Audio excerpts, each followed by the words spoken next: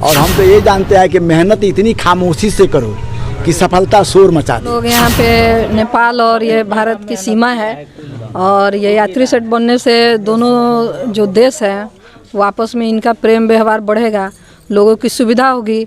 जो भी लोग आएंगे धूप में बारिश में यहाँ पे विश्राम करेंगे, इससे मुझे बहुत खुशी होगी यात्री सेट से। मैडम सेट बना हुआ है तो यहाँ से टेम्पो उम्पो चलने का भी कोई?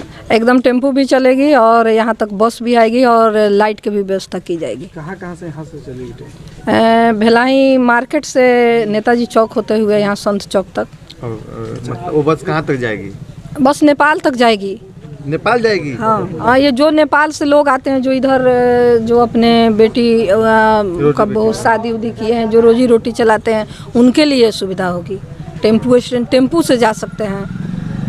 तो आप तो महान है, लोग अपने मतलब कि पंचायत के लिए अपने देश के लिए काम करते हैं, लेकिन आपने तो पड़ोसी देश नेपाल के लिए मतलब इतना बड़ी सोच रखी, इसके लिए बहुत बहुत धन्यवाद आपको। आप लोगों को भी बहुत बहुत धन्यवाद। जो भी यहाँ पे लोग आए हैं उनका भी बहुत बहुत धन्यवाद कि ये बनाने में सभी लोग का सहयोग है, आपसी प्रेम है, ये आप लोग के आशीर्वाद से बना है, इसमें सभी लोगों का सहयोग है। सभी को धन्यवाद। जय भारत, जय नेपाल। लोग 1 इंची जमीन खातिर मर्डर कर देवेला, लेकिन रुआ 1 इंची ना इतना बड़का जमीन दे देनी, बहुत सौभाग्यशाली रुआ बानी, आप बहुत धर्मात्मा बनी रुआ। का कहे के चाहम रुआ? हम तो ये कहे के चाहते हैं कि हम जमीन दे देनी है कि लोग के रक्षा हो। जी कितना खुश बानी? खुश बानी। भूमि दान महादान जी। रुआ भूमि के दान कर देनी। जी दबाव दे के ना कोई? ना ना ना ना, खुशी से रहो। मुखिया जी खुशी से कहनी, खुशी से कितना खुश बानी लोग रुआ? बहुत खुश बा इंसान, बहुत खुश बा इंसान। हाँ, सेट बन बहुत खुश, बहुत खुश है हम लोग। बहुत खुश जी, बहुत खुश, बहुत खुशी बा। एकदम सबको सब जनता एकदम प्रसन्न है। बाबूलाल चाचा से जहाँ से भी आएंगे यहाँ पे लोग आराम करेंगे। बारिश में आने जाने की कोई सुविधा नहीं था, आएंगे बारिश में अपना आराम करेंगे, उसके बाद यहाँ से फिर नेपाल जाएंगे या इंडिया जाएंगे। चलिए, और सबसे बड़ी बात तो सर के लिए है कि इनका जवान यहाँ पे रहते हैं और चैत के महीना में जब ओलावृष्टि में पत्थर गिरता है तो कहीं भागने की जगह नहीं होती है और लोग भी रहेंगे और आपका जवान भी उस समय आकर इसमें रह सकता है क्या? हाँ बिल्कुल, इसमें हमारा अभी फ़िलहाल जो कंपनी का लोकेशन तो यही बने, ज़मीन तो ले लिया है, लेकिन अभी तक जब तक नहीं बनते हैं तो हम टेम्पोररी वहाँ में बम्बू से बैठने के बनाते हैं। तो फिलहाल यहाँ तक हम ड्यूटी आने के लिए भी बारिश के मौसम में कष्ट होता है। तो अपनी मुखिया जी और यहाँ की जो भिलाई की जो पंचायत ने जो किया है, तो हमारा तरफ से बहुत बहुत धन्यवाद। हमको भी यहाँ में कुछ समय के लिए जो भी बारिश आते हैं तो हमारा ड्यूटी करने के लिए बहुत सुविधा होगा। फिर जो नेपाल में आने जाने लोग जो आएगी उसका भी बहुत सुविधा होगा। अभी मुखिया जी और यहाँ की भिलाई की जो पंचायत कमेटी से कहना चाहता हूँ कि रोड भी थोड़ा जल्दी बना दीजिए और नेपाल वाला हमारा भी सबके लिए सुविधा होगा। बनाने का आपका मुख्य उद्देश्य क्या है और कैसे आपके दिमाग में आया जी? यहाँ पर बनना चाहिए। बिल्कुल सही आपका कहना है। धोरे यहाँ से लगभग 1.5 किलोमीटर नेपाल गांव है। वहाँ से निकलने के बाद इधर कहीं छिपने का जगह नहीं था और बारिश के समय में, धूप के समय में, कभी हाफी दुफी में लोग आते थे तो भीगते थे, पत्थर में पिटा जाते थे। तो हम सोचे कि यात्री सेट का प्रावधान है पंचायत में, तो हम सोचे कि यहाँ पर बन जाएगा तो दोनों देश का एक मुख्य बॉर्डर है भारत नेपाल का, दोनों देश के लोग आते जाते रहते हैं, तो सबको एक रहने का, ठहरने का कुछ देर के लिए एक शरणस्थली हो जाएगा, प्रतीक्षालय है, यात्री शेड है। और सबसे बड़ी बात यह है कि वीरगंज जाना पड़ता था काठमांडू नारायण घाट जाने के लिए, अब तो बस यहीं पे मिल जाएगी ना? देखिए, बस का अभी फ़िलहाल में उसी व्यवस्था नहीं है, लेकिन टेम्पू स्टैंड यहाँ पर चलेगा। आप जहाँ आगे जहाँ बॉर्डर देख रहे हैं, जहाँ से आप धोरे क्रॉस करते हैं, वहाँ पर एक और यात्री शेड, एक टेम्पू स्टैंड और एक इंडिया गेट का वहाँ पर बनाने का हम लोग स्कीम लिए हैं। हमारे सभी सम्मानित वार्ड सदस्य आए हुए हैं, सबका एक योगदान है। सब लोगों का कहना है कि वहाँ अगर बिजली की व्यवस्था और यात्री शेड, टेम्पू स्टैंड और इंडिया गेट बन जाए तो यह सुनापन जो है, रास्ते में जो अकेलापन महसूस होता है, सुनसान लगता है, यह सब दूर हो जाएगा। और SDO बिजली से भी हमको बात हुई है, उन्होंने भी आश्वासन दिया है, इसका नापी भी हो गया है। मैंने 1 महीने के अंदर में इस सब व्यवस्था हम लोग करा लेंगे। रोड के लिए मतलब रोड भी पंचायत से हम इसको खड़ंजा करवा रहे हैं, ईंट सोलिंग करवाएंगे। फिर इसके बाद किसी माननीय को पकड़ करके इसको हम लोग कालीकरण करवाएंगे या ढलैया करवाएंगे। इंडिया गेट का जो आप बात कर रहे हैं, रक्सौल में हम लोग कितने दिन से सुन रहे हैं कि भाई रक्सौल में बनने वाला है, बनने वाला है, बनने वाला है, तो क्या ये भी हम लोग सुनेंगे या बनेगा? देखिए, जो सपना नहीं देखता है उसको पूरा कैसे करेगा? सपना तो देखना ही चाहिए, सपना देखना गलत बात नहीं है, लेकिन उसके लिए लगना पड़ता है। तो ये किसी का उपज नहीं है, मेरे मन का उपज है। हम सोचे हैं कि एक इंडिया गेट यहाँ विशाल बने, एक राष्ट्रीय ध्वज यहाँ फहराने का स्थल कायम हो, लाइटिंग की व्यवस्था हो, फेबर ब्लॉक लगे, पार्क टाइप का बने, यहाँ भी गुमटी रखा है, यहाँ भी होटल खुले, यहाँ भी लोग भी नेपाल से जब इन करें इंडिया में तो एक अच्छा मैसेज जाए, एक अच्छा मैसेज जाए कि उधर भी बहुत चौड़ा सड़क होता है, उधर भी अच्छे लोग होते हैं, तो इधर जब एंट्री होती है यहाँ भी इसका अच्छा मैसेज जाए दोनों देश का। और भारत नेपाल का संबंध तो बहुत अनुनाश्रय संबंध है, प्राचीन काल से चला आता है, आया है और रहेगा भी। बेटी रोटी का संबंध है, मित्र देश है, ये है, पड़ोसी देश है, ये है। अभी यहाँ पर इस कार्यक्रम में उपस्थित हुए हैं हमारे बाबूलाल चाचा, जो एक संभ्रांत व्यक्ति हैं, नेपाल के धोरे से आते हैं, इलाका सदस्य भी रहे हैं कांग्रेस पार्टी से ही, आज भी बहुत सोशल वर्क करते रहते हैं, इनको भी हमने बुलाया है। देखिए, रक्सौल अनुमंडल है सर, उसको डेवलप करने के लिए बहुत सारी स्कीम और बहुत सारे जनप्रतिनिधि मतलब सोचते हैं, लेकिन होता कुछ नहीं है।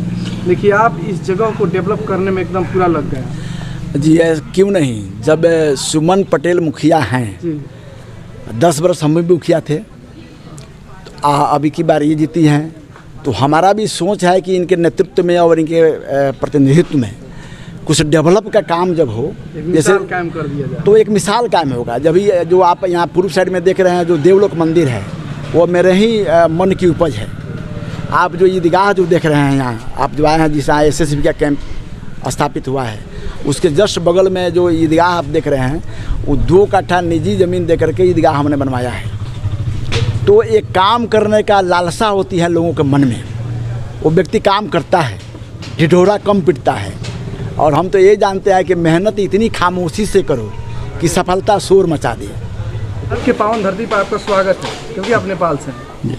हम लोग, ये तो बहुत खुशी की बात है कि आपने हम लोग को स्वागत किया। आज यहाँ पर जो यात्री सेट बना हुआ है, आप यहाँ पर इन्वाइट हैं और आए हुए हैं, और बहुत सारे जगहों पे देखा जाता है जो मुखिया जी लोग होते हैं पंचायत का कार्य सही से नहीं कर पाते हैं, लेकिन जो भेलाही पंचायत है यहाँ का मुखिया सुमन पटेल जी के द्वारा या जो बस जो यात्री सेट बना हुआ है, तो नेपाल और भारत को जोड़ने का काम करते हैं। किस नज़र से देखते हैं आप? हम लोग देखते हैं कि दोस्ती और प्रेम और व्यवहार के चलते कि हमारी घर जैसा है, हमारे मित्र लोग हैं यहाँ पर, और वो हम लोग को जो भी सहयोग करते हैं, हम लोग भी सहयोग करने के लिए तैयार हैं नेपाल से। आप लोग कितना खुश हैं? बहुत ज़्यादा खुश हैं, जितना नहीं से कहना चाहिए उससे भी ज़्यादा खुश हैं। आगे भी हम लोग खुश रहेंगे, यानी इस बेटी रोटी का संबंध जो कहा जाता है इससे और मजबूत होगा। सोशल वेलफेयर में जहाँ भी वर्क होता है, हम लोग सामाजिक लोग हैं, वहाँ चढ़ बढ़ करके अपनी उपस्थिति दर्ज कराते हैं, प्रेजेंटेशन दर्ज कराते हैं।